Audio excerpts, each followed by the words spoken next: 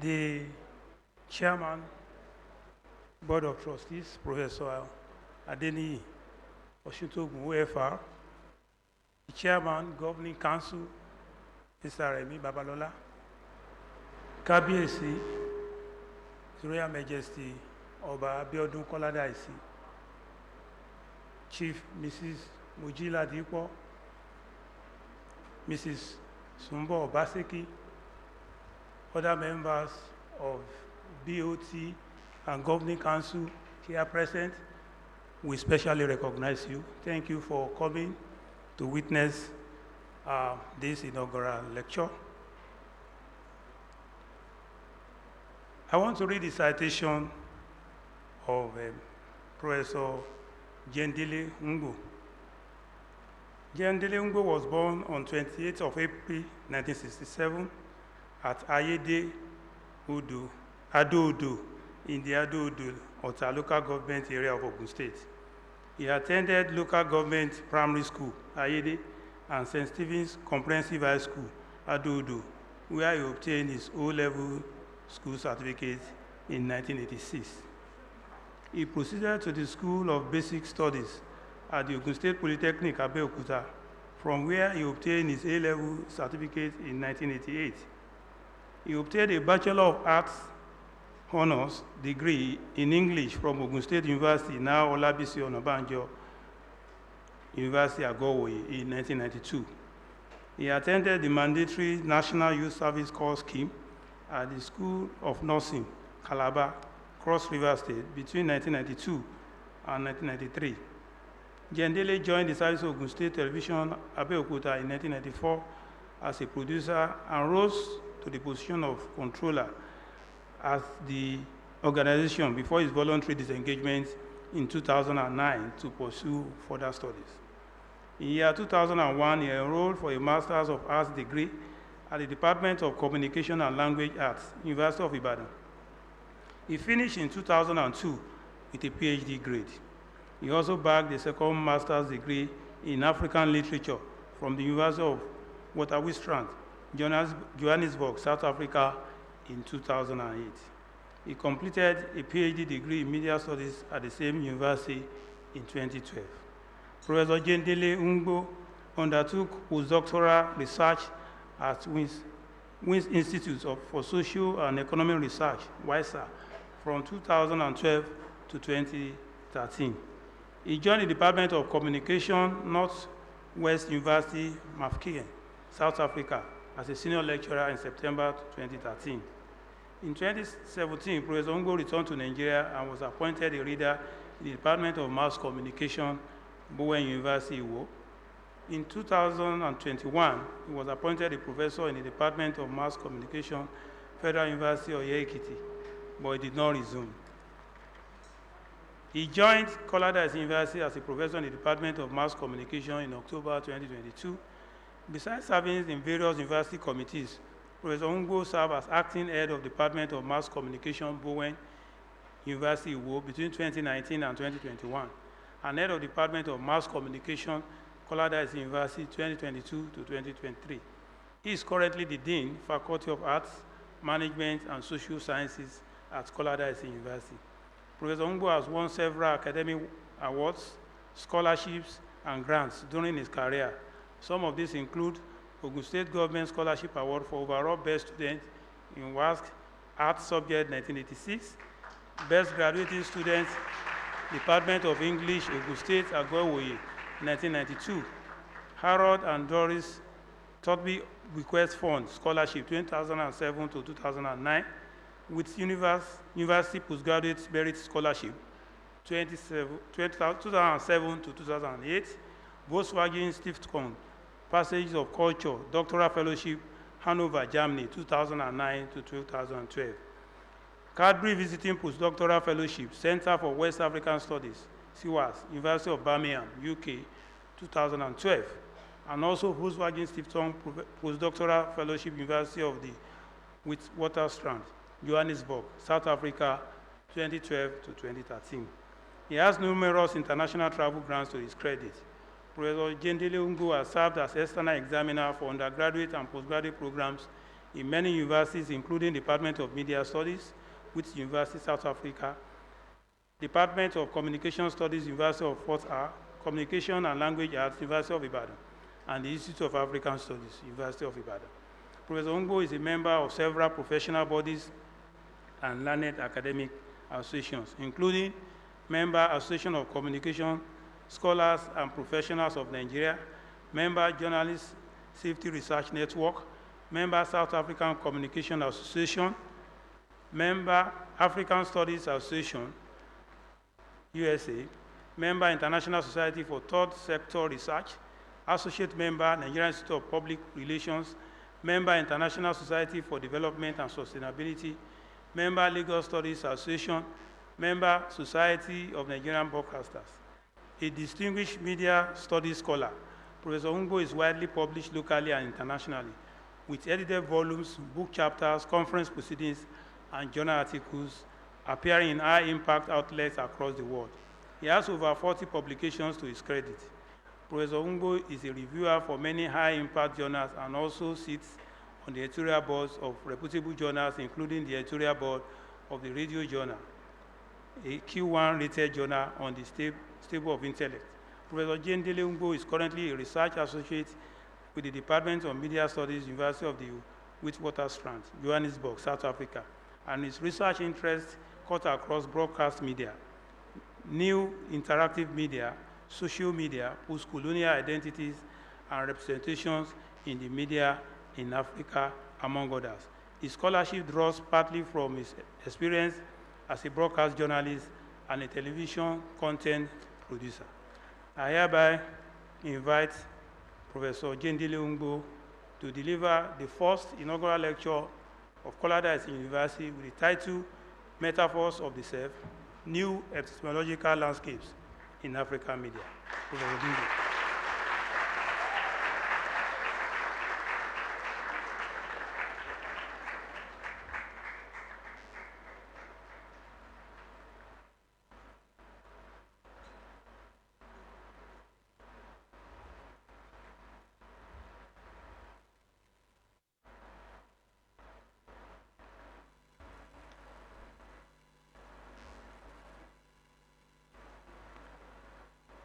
Vice Chancellor, the Deputy Vice Chancellor, Registrar, Deans of Faculties, Dean of Student Affairs, Heads of Department, ladies and gentlemen. This is the first inaugural lecture of KolaDaisi University, Ibadan. It is also the first to be given by the Faculty of Arts, Management, and Social Sciences, and the first by the Department of Mass Communication in this university. I consider it a great privilege to be the first person in this university to set the pace in this very important academic ritual. Today, I stand before you as a homegrown media scholar with tentacles outside my local setting, following my interest in seeking an understanding into the ways in which media content tend to create diverse forms of meaning at both the individual and collective levels. While I do not intend to invoke the ghost of masculinities in this inaugural lecture, I am of the opinion that my interaction with my late father, who led me to the farm from a young age, sometimes carrying me on his rusty bicycle, has been one of the most profound experiences that later shaped my academic voyage as not just a media scholar, but also a multidisciplinary public intellectual. In most of those encounters on the farm, or while trudging there, my dad told me anecdotal tales about different individuals and groups in the community, often seasoning them with humor. In one of such stories, he told me of how adults without formal education struggled in adult education literacy classes, following Chief Obafemi Awolowo's political influence which had brought universal primary education to the village. The stories included those of adults enrolled outside the formal school system because they were either too old or their work schedules did not allow them to join the standard school system. Those kinds of stories motivated me to find school somewhat attractive, and so I decided I was going to join the drumming band that went around the village to recruit fresh students for the primary school when next it came calling.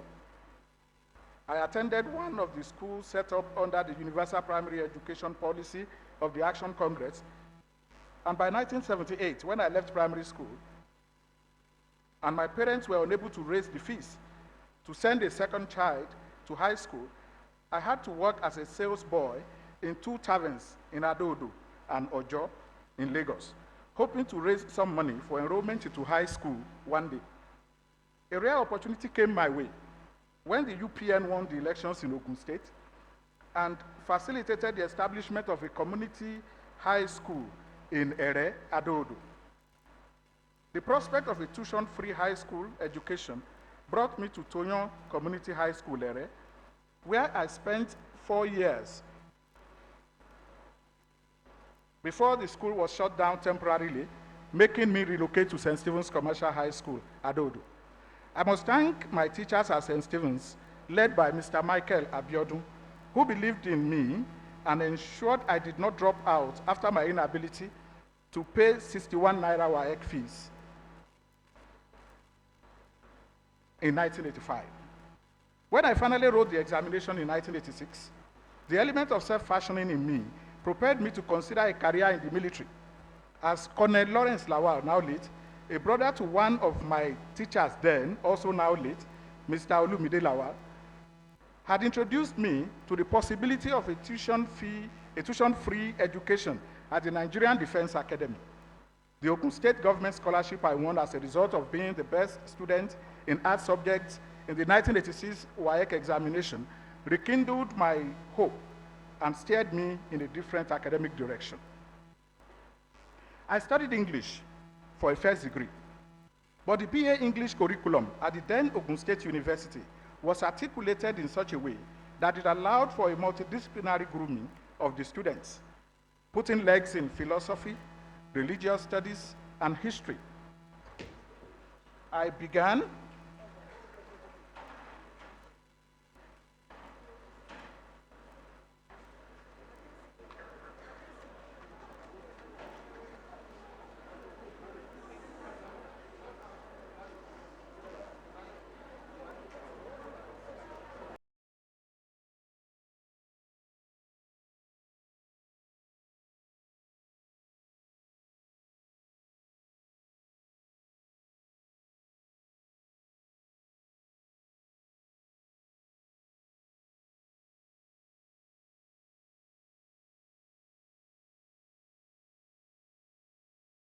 and history, I began to imagine issues in more complex and broader ways early enough, such that my interest in the humanities expanded considerably. The expansion notwithstanding, I had a particular interest in media in their different forms, from the indigenous traditional to the most modern. It started with the local performances in the village, like the ceremonial Gagbe songs, the funeral dirges of Pasha, acrobatic displays of Hunga, and the seriously choreographed Dahun and Avivahun. Just as in most African cultures, every rite of passage elicits a performance, such that those rites then qualify as performances by their own essence. It was impossible not to pay attention to those media messages rolled into the performances, which provide the medium or the channel for their transmission to the public. As a young village boy, I continued to develop interest in more modern media, interacting a little frequently with radio, television, and newspapers. When our teachers made it compulsory for every student to buy and present at least one daily newspaper every week as a strategy to aid our performance in English language, little did I know I was already being prepared for a career path that would lead me into a sustained, rigorous engagement with media products in my adult life, first as a practitioner and later as a scholar. With greater consciousness, I began to find news and drama series more attractive, in addition to the intermittent exposure to radio at home.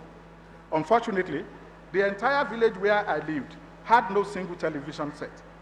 I then had to commute on foot from Ayede to Okepadi in Adodo, where a small crowd gathered to watch the dramatization of Chinua Achebe's Things Fall Apart and the NTA Network News in a local food and beverages shop.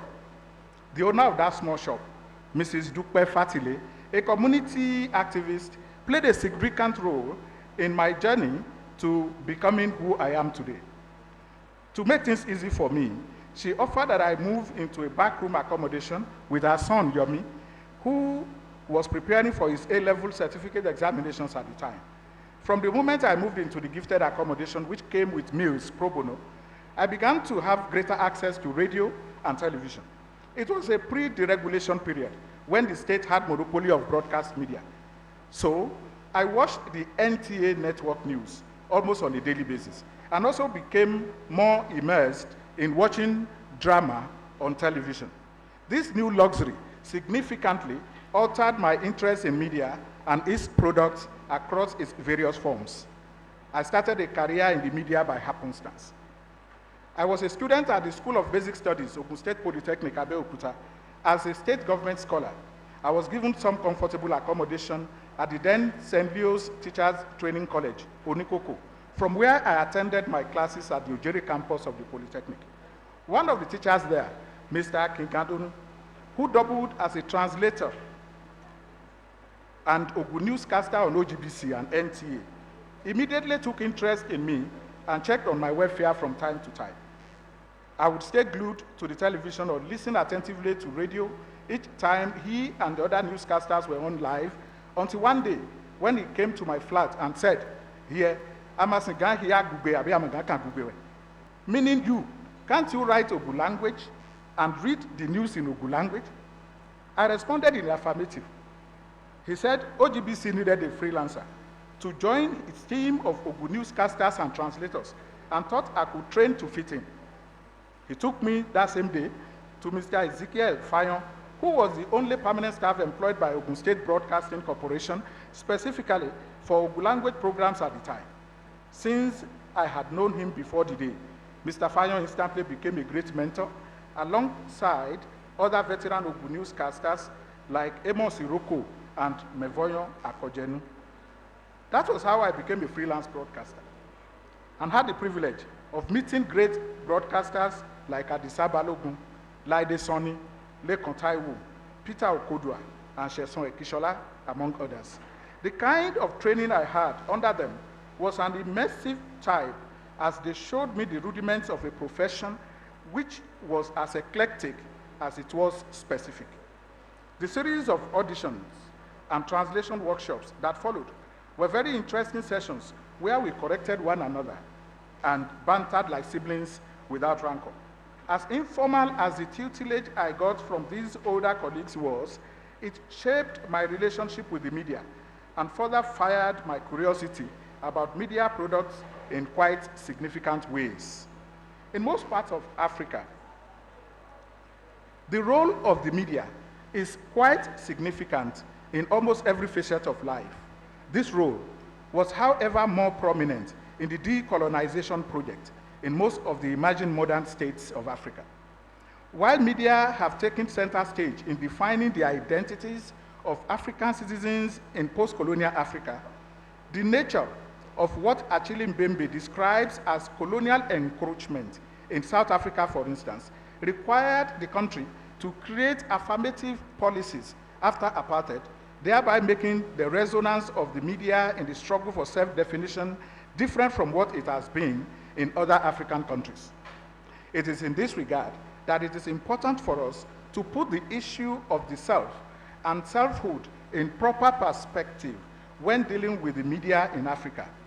In this regard, I began by seeking to interrogate the idea of selfhood and how this is reflected in media across the African continent.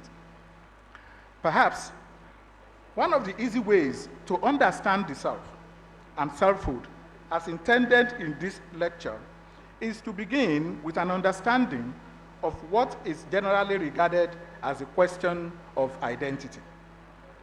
This approach is of significance in the sense that identity has become pivotal in the process of self-definition, which mediates social relations in contemporary society. Selfhood itself is socially and discursively constructed, as the individual self cannot be properly understood outside the socio-political landscape that gives rise to different forms of debates and contestations. For relevance, power, and space. As Henriette Benveniste and Kostas Gaganowski argue, many historians consider the construction of identity as a focal point in the complex relationship between subjects, that is, individuals and groups, and dominant discursive practices. In this construction, we often see a very close link between identity and selfhood, where the commonest characteristic of both concepts resides in their constructedness. Selfhood, like identity, is therefore not a destination or a state of being. It is a journey through different stages of life and experience as individuals and groups seek to adjust to historical changes in society. So the self is not always a stable object or matter. In arguing for the instability of the self, John Dewey, after contending that there is no such thing as a disinterested self or individual, concludes that the self is not something ready-made, but something in continuous formation through choice of action. Natural selfhood, as Mark Taylor argues, in line with Hegel Kierkegaard, examines the progression from the condition of non-differentiation between self and other to the situation in which the subject is aware of itself as distinct from the natural and social totality within which it had emerged. The self, therefore, keeps evolving as situations arise and individuals and groups respond to them. While dwelling further on the question of identity, Charles Taylor argues that what does answer this question for us is an understanding of what is of crucial importance to us. To know who I am is a species of knowing where I stand. My identity is defined by the commitments and identifications which provide a frame or horizon within which I can try to determine from case to case what is good or valuable or what ought to be done or what I endorse or oppose. In other words, it is the horizon within which I am capable of taking a stand. In essence, the identity of the individual is seen as a frame of horizon or horizon within which things can take on a stable significance, within which some life possibilities can be seen as good, meaningful, others as bad or trivial. In spite of the stable significance alluded to by Taylor, however, identity is never a fixed or immutable characteristic of an individual or group. Differences are bound to occur from time to time based on the dynamics of power, which place different individuals and groups in different social locations at different points in time. Establishing a firm link between identity and orientation, Taylor further argues that to know who you are is to be oriented in moral space, a space in which questions arise about what is good or bad, what is worth doing and what not, what has meaning and importance for you, and what is trivial and secondary. Selfhood or identity is also never defined in isolation, as Taylor further argues that the full definition of someone's identity thus usually involves not only his stand on moral and spiritual matters, but also some reference to a defining community. This defining community is often made up of the individual self and different others who are not necessarily in agreement with the principles that define the character of the self. In narrative or discursive terms, the self becomes something to be identified within the referential world of media text, be it a newspaper story, a radio program, a film, music album, or a social media post. It is within this context that the self becomes semantically constructed.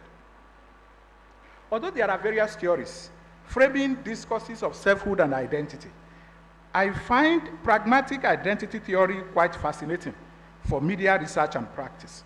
Pragmatic identity theory gives ample recognition to the agency of the individual in the making and composition of the self and the other. In the media space, the theory resonates in the ways in which media messages are carefully composed by media organizations, as well as individuals and groups who use the media from time to time. The link between interaction with others in society and the formation of selfhood echoes in Evan Goffman's assertion that we come into the world as individuals, achieve character, and then we become persons. Goffman's contention here obviously exposes the significance of community and other forms of relationships in the composition of selfhood as individual selves become entangled in different webs of interactions, which eventually determine their subject positions in society. It is important to note the centrality of experience in the understanding of the self.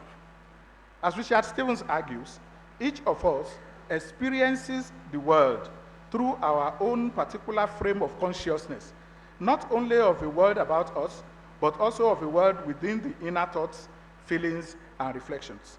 The particularity of experience, which Stevens' argument points to, stems from the fact that the different personalities usually relate to reality in diverse ways. This is perhaps the reason Paul Ricoeur also recognizes, quote, the privilege accorded the human individual as a key factor in understanding selfhood. In Ricoeur's estimation, the privileging of the human individual stems from the attempt at individualizing the agents of discourse and action. Such individualizing also implies, to some extent, taking responsibility for the image of the self that is produced in discourse. In other words, it allows for a form of agency in the project of constructing an identity which may determine the amount of advantage an individual gets in the course of interacting with others.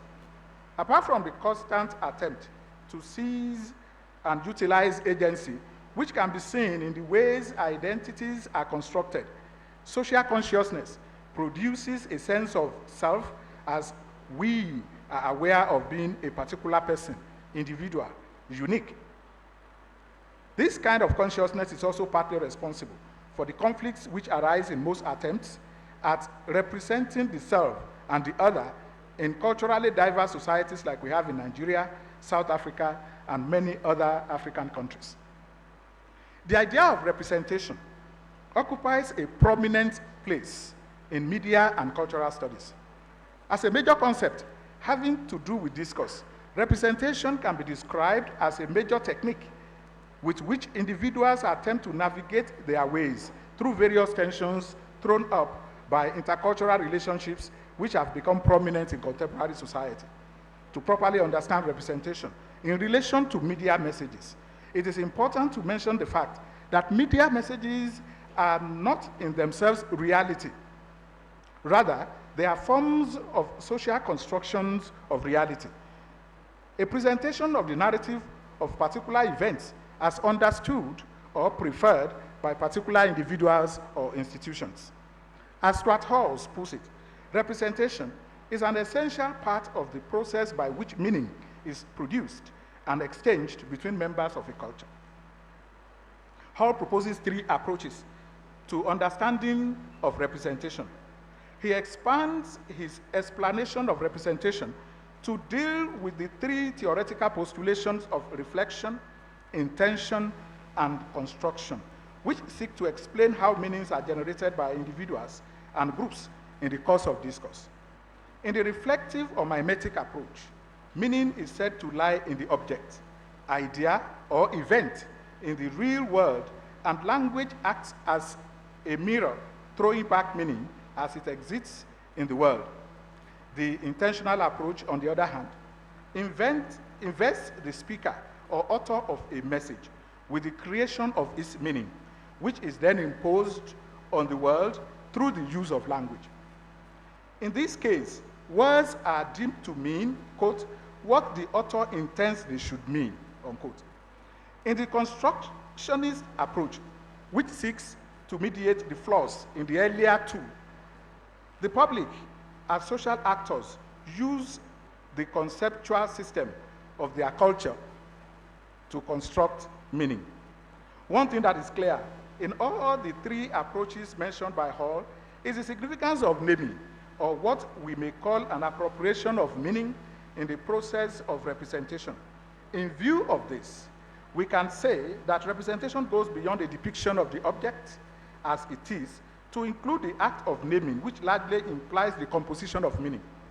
By implication, representation is not a natural act, as objects are often represented in new forms in the process of construction.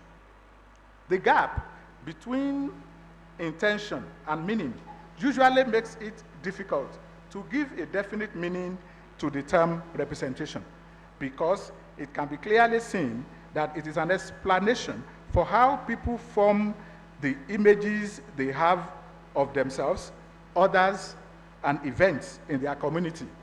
In other words, representation is at best a social reproduction of identity, which in the estimation of Spivak is also closely related to the positioning of different individuals and groups. By extension, media representation, therefore, becomes a very important factor in trying to understand the dynamics of relationships that exist in societies with divergent identities or subjectivities.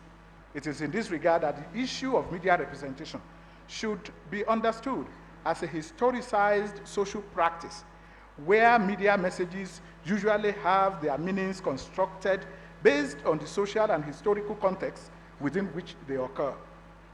The implication of this is also that there can be no unified meaning because the media reflect the sentiments in society.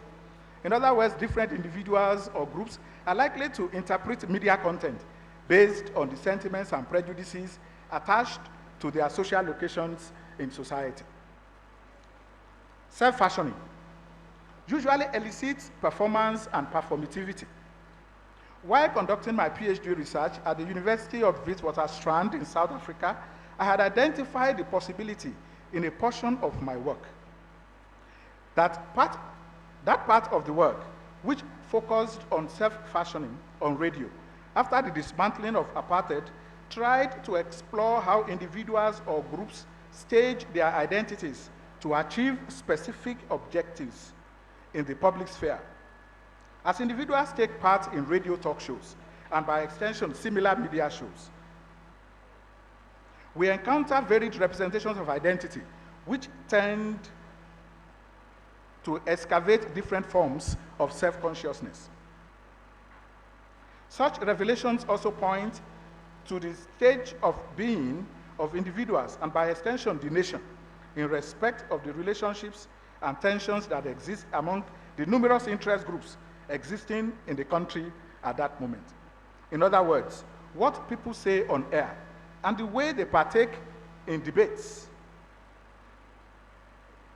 does not just mirror the self in the fashion of Lacan's theory of the looking glass self, but also reflects the prevailing environment in the larger society and how the participants identify with issues to which they respond.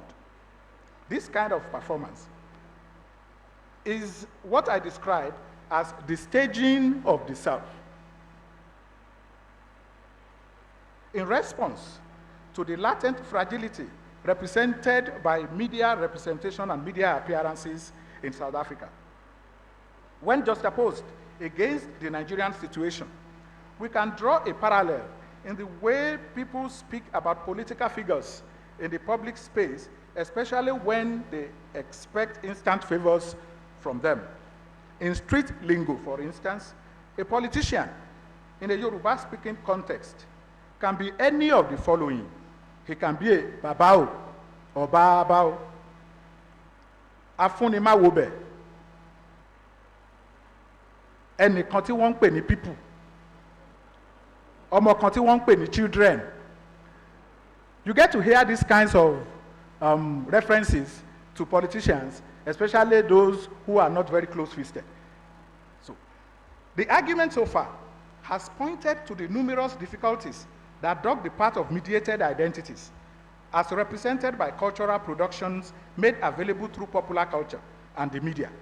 The characteristics of the public sphere, which the media represent, make the form of representations of reality that take place during public discourse to become mediated in particular types of ways.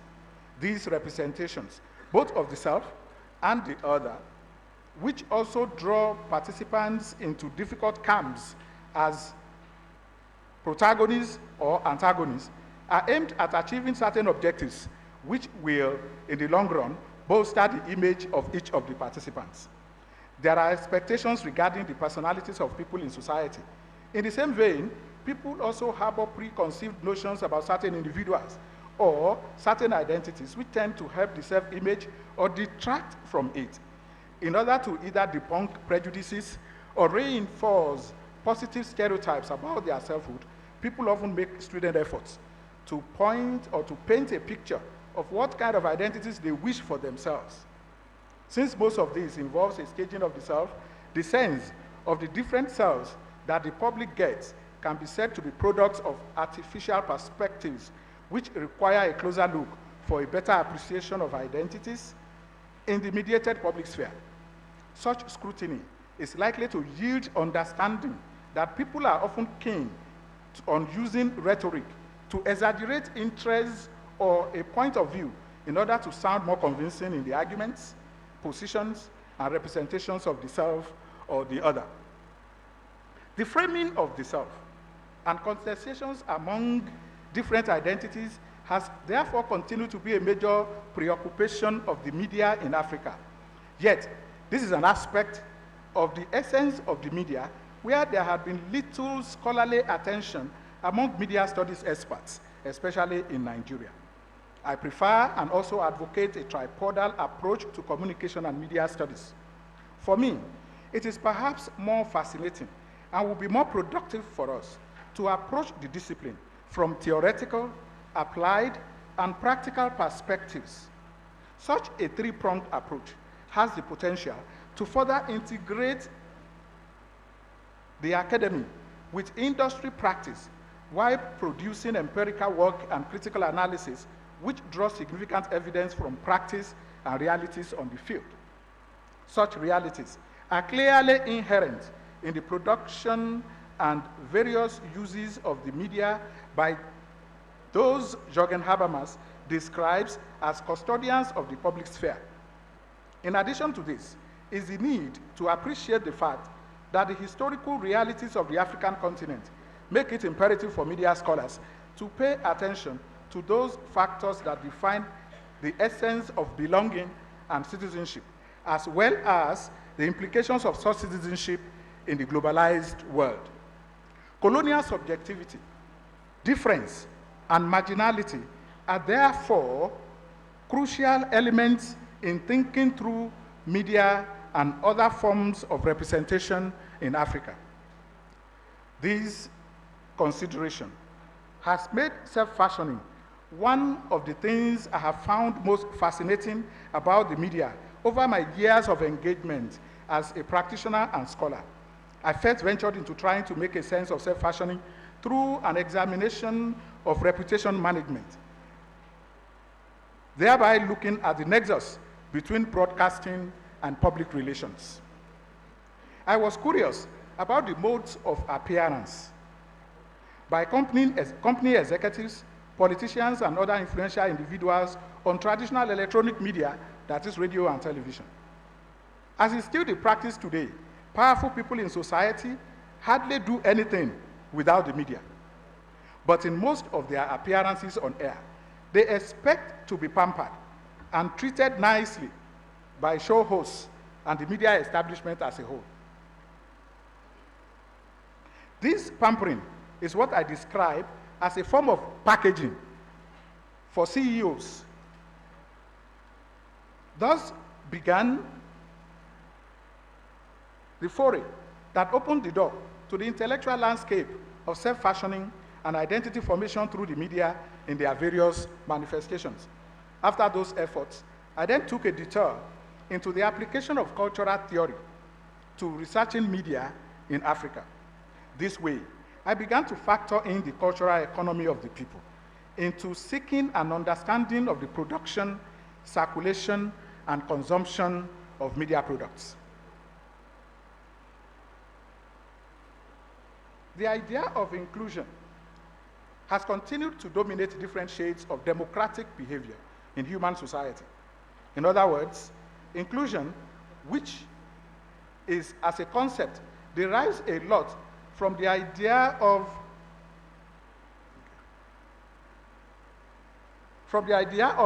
participation, has gradually turned into a reference point in different kinds of platforms having to do with the advancement of a democratic order.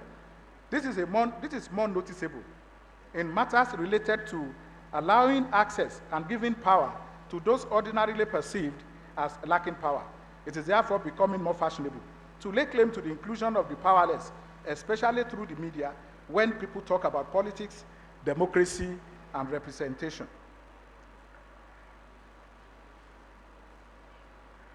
For instance, radio, like many other media forms, seeks to lay claim to empowering the less powerful through different program forms, especially with the preponderance of phone-in programs on air these days. The framing and structuring of such programs are often done in ways that at least pretend to give room for free and unhindered participation from the widest possible spectrum of society, including the listenership. The allowance of participation is therefore one of the key factors, often cited in favor of radio as an agent of the promotion of social change and development. This point has often been a crucial weapon in the hands of the advocates of radio as a medium capable of transforming society. However, the framing of any program, which is usually the responsibility of the producers, is one major factor in determining participation. As Nico Carpentier observes, while dealing with the question of audience management on talk shows, participation is managed by the production team, who themselves have specific objectives, who define themselves as owners of the means of production, and who are familiar with the rules of practice within the media system. The management of the audience, and indeed every other participant, is done in several ways. Some of them can even be obnoxious. The first of these approaches is the determination of the topic for discussion. While the topic for discussion may be left to the audience to decide through interaction with the studio in certain talk shows, the show host still exercises considerable amount of control in order to direct the affairs of the show to achieve set objectives. This clear inscription of control, which defines radio talk shows, is noticeable, for instance, in opening questions like, what's on your mind? It doesn't matter what's on your mind. At the end of the day, it's going to be what's on the mind of the owners of the show. In some cases, the host may even claim to hand over the reins of the show to the listeners, as we see often in live talk shows on radio and television these days. Yet, evidence has shown that there are different ways by which the audience can be marginalized on radio talk shows or radio talk show discussions related to political issues, in spite of the claim to empowerment of the listener, which is common in scholarship on radio generally and talk shows specifically. Access to radio, for instance, may not be limited to questions of whether the radio signal is available or whether a particular group or groups of listeners could afford a radio set, to such broader issues of the attitude of the people to listening to radio at particular times of the day.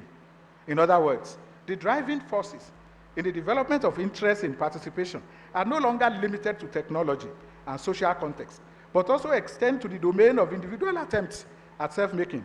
Radio talk shows need then be assessed by looking for answers to more pertinent questions of the place of media in the production of power and self-mediation practices, which tend to distribute advantage unevenly among different categories of participants. In the light of this, a more critical approach to the empowering capabilities of media is necessary in order to better understand their role in the envisaged more democratic communities where broader participation through media forms may engender a more robust public domain. In a contribution I made to a special issue of the Journal of African Media Studies, I sought to understand various ways of silencing people on an otherwise open space constituted by radio talk shows. In doing this, I turned to radio in South Africa.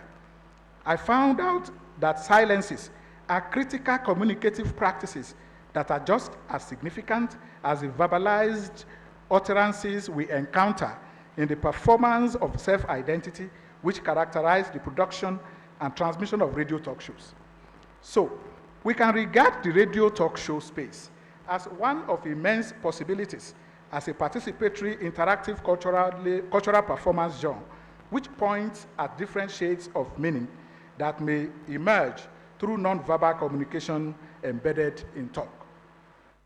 In other words, there is always more to a message, like has been illustrated by radio talk shows in South Africa, than what is articulated in the moment of performance.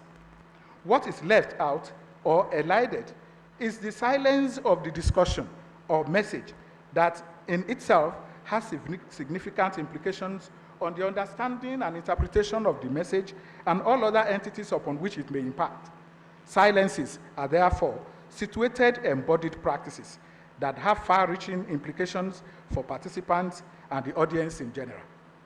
The processes involved in setting up a radio talk show, as well as the dynamics of participation, are such that require careful planning and alertness in order not to be boxed in by the intricacies of liveness and liveliness of the show. As Motseme contends, silence can be a site for coping and reconstruction of the self. It is in this regard that silences and silencing should be seen as strategic components of media content.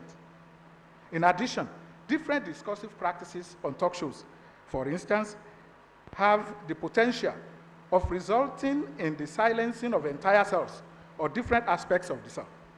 The emergent self in contemporary South Africa, I argue, is a product of both speech and silence.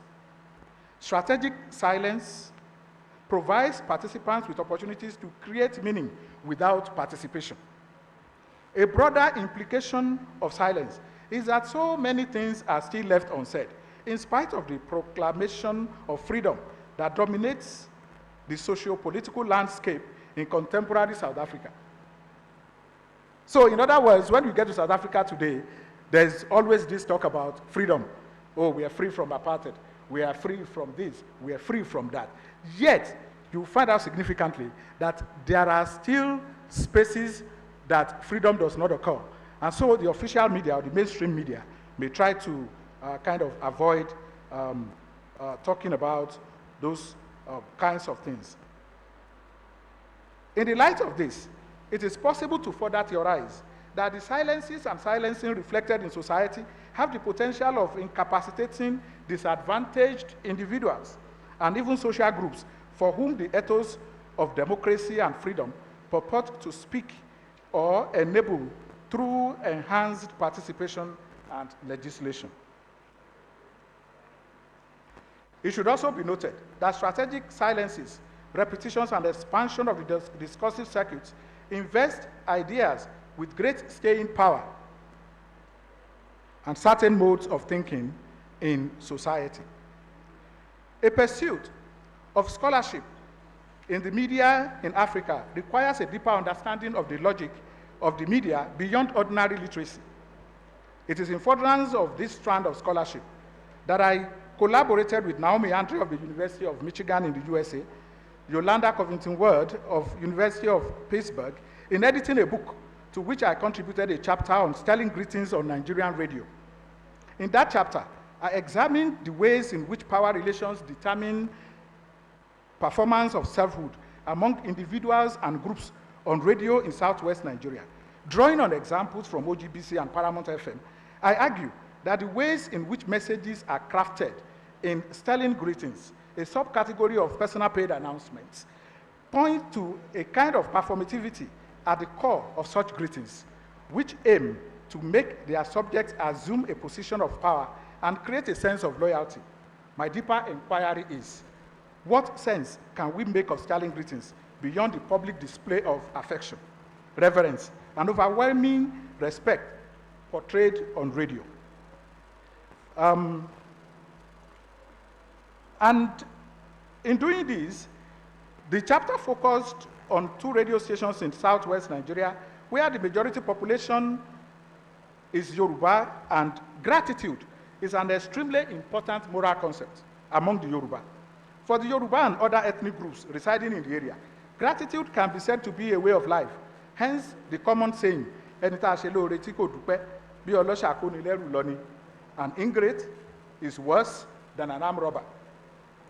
In other words, there are general expectations of gratitude as a necessary act in return for good deeds and magnanimity performed by both individuals and the government.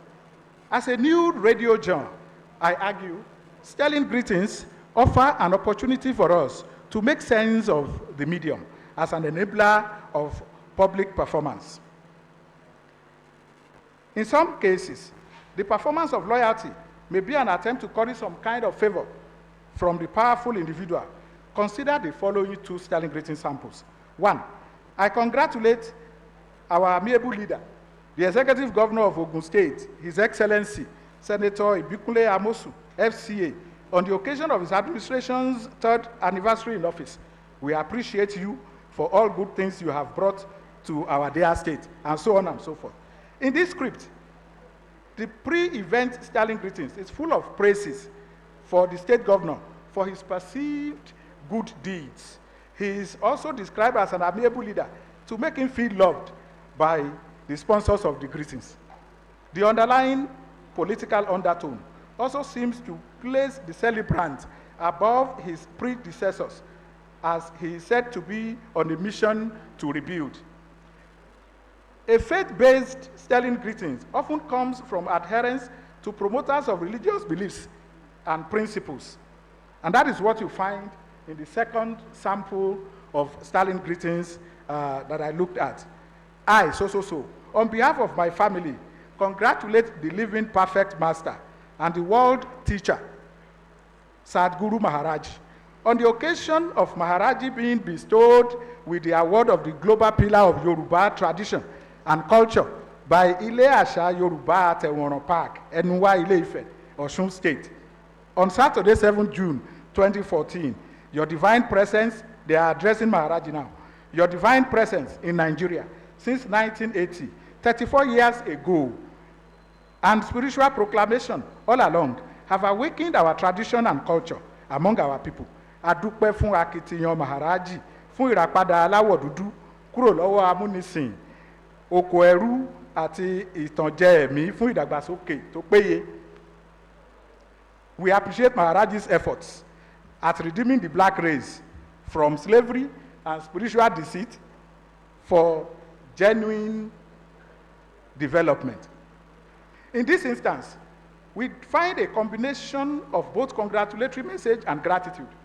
In addition, the script can be said to harbor numerous social discourses touching on history, memory, and faith, while the reference to slavery and colonialism speaks to a metaphoric representation of conflict and power relations among different groups or class structures in the southwestern part of Nigeria, where both Sadhguru Maharaji as well as the audiences of the 2 radio stations are based. The reference to the spiritual implicates faith, which has also become a site for the distribution of power in contemporary African society.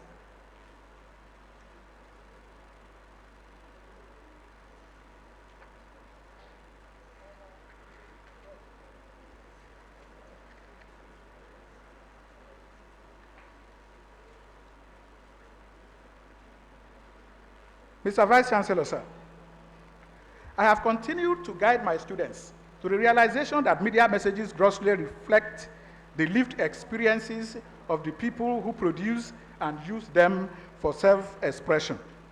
This is a trend noticeable in the research output of the PhD, master's, and undergraduate students that I have trained in communication and media studies over the years. In other words, I have helped many of my students to identify current issues beyond the conventional ones that have dominated media scholarship for far too long. The recent Global Curriculum Review, which saw the unbundling of the previous mass communication curriculum in Nigerian universities into 9 different programs, has created a moment of fracture, far-reaching implications for theory and practice both now and in the future. One of the ways by which each of the 9 programs can expand their focus is to seek to understand the ways in which content generation, distribution, and consumption, which cuts across all the disciplines, is used to define power relations in society. Researchers and practitioners will need to collaborate more in this regard to further understand reasons behind different ways of disseminating information in some specific ways or through particular modes and channels by content creators and sponsors. We must consider context, temporality, and spatiality in making a sense of media products, whether they be news items, talk shows, documentaries, drama, or film. Though Ogu language is yet to be codified into a unified standard orthography at the moment, the group of broadcasters who use it in the two southwestern states of Nigeria, where it is indigenous, have continued to improvise for mutual intelligibility and mutual communication. I have also witnessed this kind of improvisation on many social media platforms, where elements and conventions are conscripted from other language traditions to create mutually agreed writing conventions. The language has therefore experienced considerable development through the efforts of those who use it constantly in the media. I am happy to report, Mr. Vice Chancellor, sir, that as part of my contribution to the community, we have begun a project for the development of a standard orthography for Ogu language. I currently lead a team of communication scholars, linguists, cultural studies experts, and broadcasters who are interfacing with native speakers of the language from various Ogu communities in Nigeria, under the auspices of Ogu General Assembly, a socio-cultural and advocacy group, which I convened with like minds in 2019. The Ogu Orthography Research Team is made up of great scholars like Professor Henry Mujo and Dr. Ashiribo Senakun from LASU, Professor Shinayo Olaoluwa of the University of Ibadan, Dr. Esther Shinayo of Lead City University, and others. The group has also been exploring collaborations with renowned experts of linguistics to achieve its objective. In essence, I have regaled you with some of my efforts, including some autoethnographic reflections on my career in the past 3 decades. It is important to point out, by way of closing, that the media in Nigeria and in most parts of the African continent have been pilloried most of the time by the same individuals and groups who deploy them for individual and group benefits in the course of seeking advantage, merited or otherwise. It is therefore important for society to appreciate this fact and fashion out media literacy programs that expose more citizens to a critical understanding of the ways in which media deployment continually creates images or semblances of individuals and situations that are at variance with reality, because they are tailored towards specific objectives. Media messages are therefore more like metaphors, which require proper and consistent literacy for decoding. Mass literacy has to be undertaken on a massive scale for the problems bedeviling the media landscape to subside. Such a literacy program must be technology-driven and requires relevant infrastructure. Hence, the learner in Hebrew, if he must be ahead of the pupil in Ajegunle or Jaoba, must not be overly advantaged, so that when they reach the information superhighway that now levels them all, one becomes a laggard and the other a flyer. The literacy is the responsibility of all stakeholders whose agency must combine to fight all forms of misuse and misinterpretation troubling the media landscape. That is the way that the ever-growing and mutating media can serve us all better in Africa. Mr. Vice Chancellor, I give thanks to God Almighty for the transformation He has wished upon my life from the humble beginning to this stage. I am grateful to my late father, Mr. Hungbo Yedenu, and my late mother, Mrs. Abeke Hungbo, for struggling to give me formal education, even when it meant that they had to deny themselves some comfort to do so. I thank all my siblings and every member of my family, both nuclear and extended, for their support always. I am indeed grateful to the Vice Chancellor of KolaDaisi University, Professor Adeniyi Olatunbosun, SAN, and his management team for creating an enabling environment for a sound academic culture and for the opportunity given to me to present the first inaugural lecture of this university. I appreciate the support.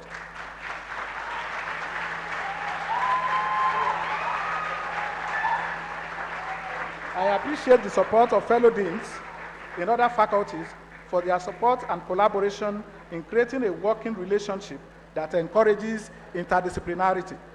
I acknowledge all my teachers from primary school to the university level for their immense contributions to making me what I am today.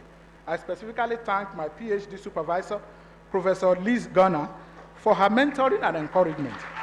I also appreciate the contributions of Professor Till Foster of the University of Basel, Professor Judith Sklele, University of Freiburg, Professor Abdallah Ubadamu, Bayero University, Kano, and late Professor Bole Butake, University of Yaoundé, for their guidance during my fellowship on the Volkswagen Foundation-funded Passages of Culture project.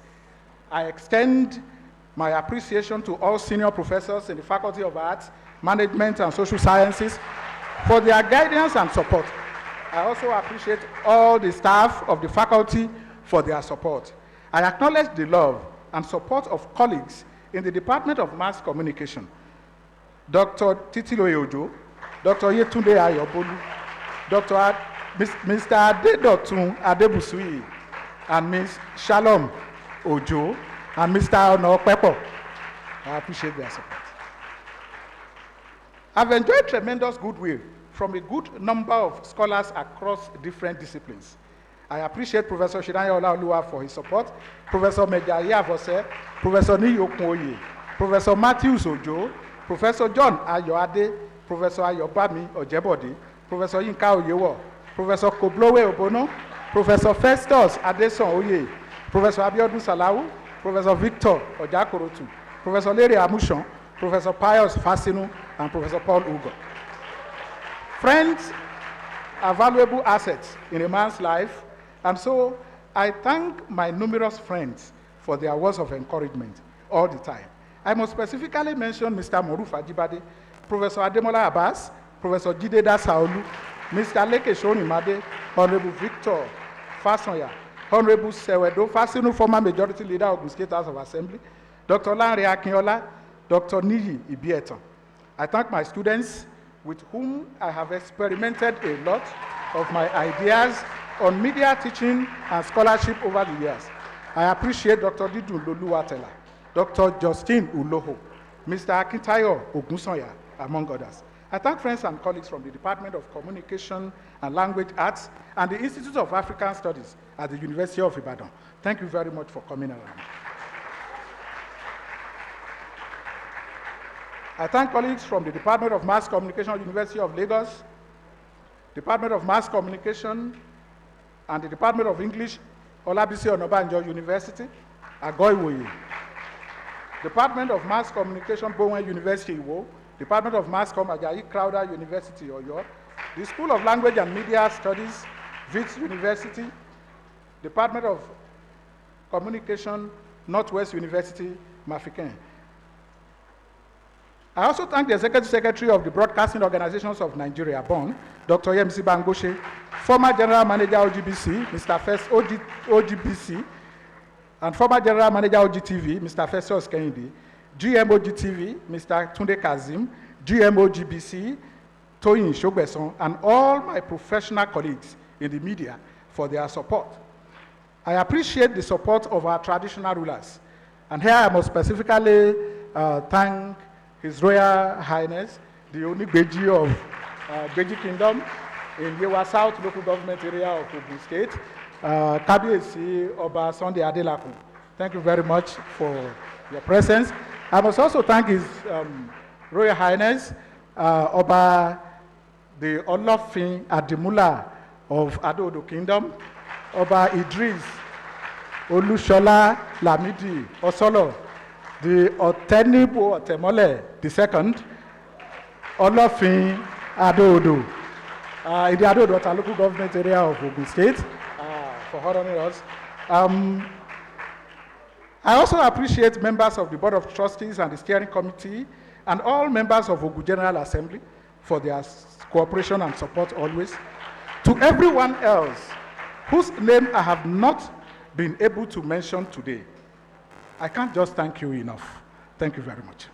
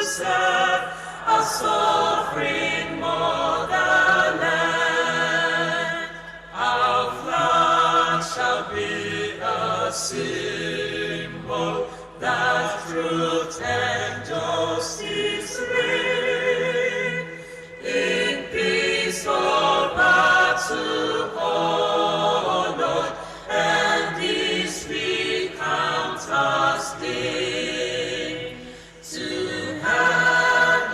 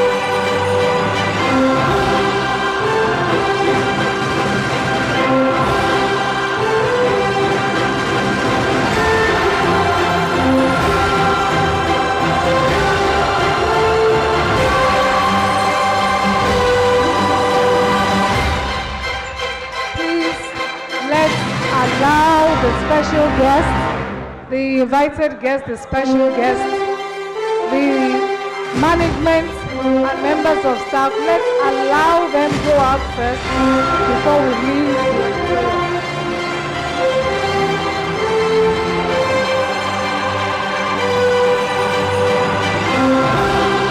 Our students, please use the side doors. Please kindly use the side exit. Please stay on your seats while the invited guests and the special guests make their way to the quadrangle. Kindly remain on your seats as our special guests, our invited guests, staff and management make their way to the quadrangle.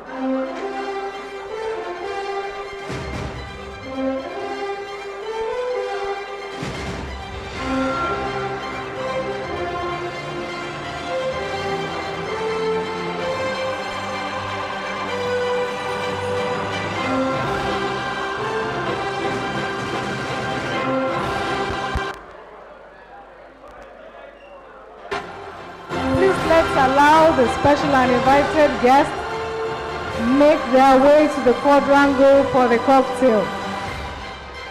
Let's remain on our seats while the special guests, invited guests, management and staff make their way to the quadrangle for the cocktail.